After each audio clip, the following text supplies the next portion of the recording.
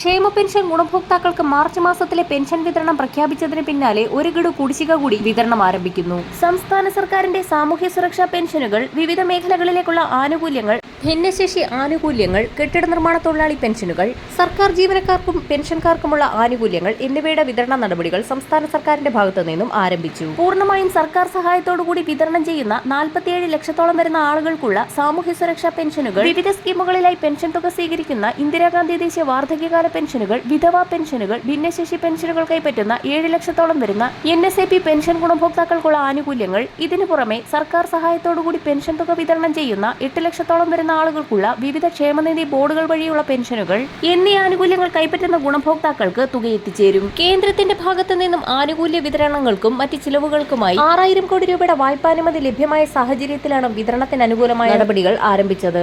March മാസത്തിലെ pension വിതരണം പ്രഖ്യാപിച്ചതിന് പിന്നാലെയാണ് ഗുണഭോക്താക്കൾക്ക് ഏപ്രിൽ മാസത്തിൽ ഒരു ഗഡു കുടിശ്ശിക കൂടി അനുവദിക്കുമെന്ന് ധനവകുപ്പ് വ്യക്തമാക്കിയത്. പുതിയ സാമ്പത്തിക വർഷം ആരംഭിക്കുന്ന ഏപ്രിൽ മുതൽ ഗുണഭോക്താക്കൾക്ക് പെൻഷൻ കുടിശ്ശിക വിതരണം ചെയ്യുമെന്ന് ധനമന്ത്രി ബജറ്റിൽ പ്രഖ്യാപിച്ചിരുന്നു. വിഷു, റംസാൻ പ്രമാണിച്ചാണ് ഗുണഭോക്താക്കൾക്ക് ഒരു ഗഡു കുടിശ്ശിക കൂടി എത്തിച്ചേരുക. ആദ്യഘട്ടത്തിൽ വിതരണം ചെയ്യുക നിർമ്മാണ തൊഴിലാളി പെൻഷനുകളാണ്.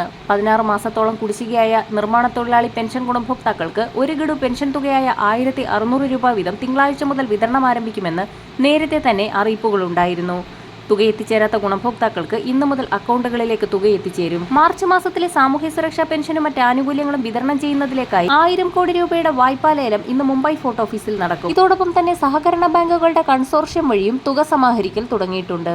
മാർച്ച് മാസത്തിൽ ആദ്യഘട്ടമെന്നോണം വ്യാഴാഴ്ച മുതൽ ഗുണഭോക്താക്കൾക്ക് പെൻഷൻ ലഭിച്ചു തുടങ്ങും. 26 ലക്ഷത്തിലേറെ പേർക്ക് ബാങ്ക് അക്കൗണ്ടിൽ തുകയെത്തും.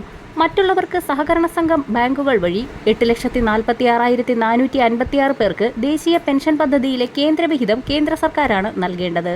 ഇതിനാവശ്യമായ 24.31 കോടി രൂപയും സംസ്ഥാനം മുൻകൂർ അടിസ്ഥാനത്തിൽ അനുവദിച്ചിട്ടുണ്ട്.